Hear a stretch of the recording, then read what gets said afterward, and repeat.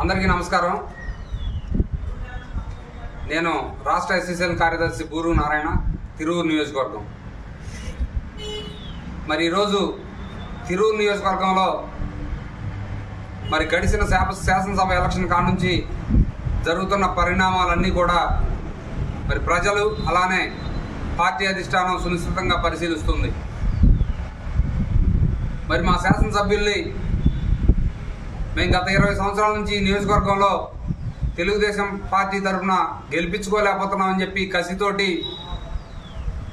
మరి పట్టుదలతోటి మరి కుల మతాలకు అతీతంగా మరి అన్ని వర్గాలు అన్ని కులాల వారం పనిచేసి కష్టపడి మరి మా చిరకాల కోరిక 20 సంవత్సరాల నుంచి వెనకబడి ఉన్నామని చెప్పి ఈ ప్రజలకి మన తెలుగుదేశం పార్టీ గెలిపించుకొని మన శాసనసభ్యుడి ద్వారా మరి అనేక మంచి పనులు చేద్దామనే ఉద్దేశంతో మరి కంకణం కట్టుకొని 20,000 భారీ మెజార్టీతోటి మరి శాసనసభ్యులు వారిని గెలిపించుకున్నాం.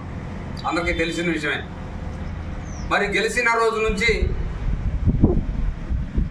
ఆయన ఉన్నత విద్యావంతుడు అనుకున్నాము, అలానే దళిత జాతిని ఉద్ధరిస్తాడని నమ్మాము.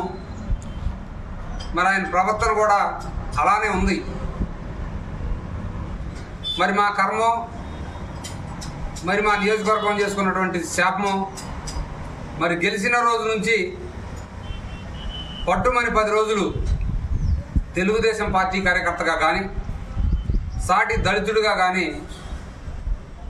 మరి సంతోషపడని విధంగా మరి ఆయన ప్రవర్తన పరిపాలన జరుగుతుంది. ఈరోజు నువ్వు చేసింది ఏంటి?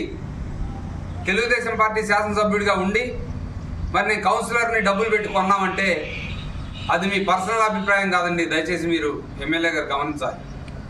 యావత్ పార్టీకి ఆపాదిస్తున్నారు, మీరు యావత్ పార్టీకి ఆపాదిస్తున్నారు. మరి అంతేకాకుండా మరి కొత్తగా నేను దళితుడిని, నన్ను పని చేసుకొని ఇవ్వట్లేదు అని చెప్పి ఒక కొత్త రాగం పాడుతున్నారు మీరు. నేను మీతోటి నిన్నటిదాకా ట్రావెల్ చేశాను గడిచిన సంవత్సరంన్నర నుంచి. మరి మనకు ఎక్కడా కులవివక్షత పార్టీ నుంచి కానీ మరి ఇక్కడ పార్టీ నాయకుల దగ్గర నుంచి కానీ ఎప్పుడూ కనపడలేదే. ఏ రోజు లేనిది వాళ్ళ తెల్లారేపాటికి మీకు ఆ మాట ఎందుకు వస్తుంది?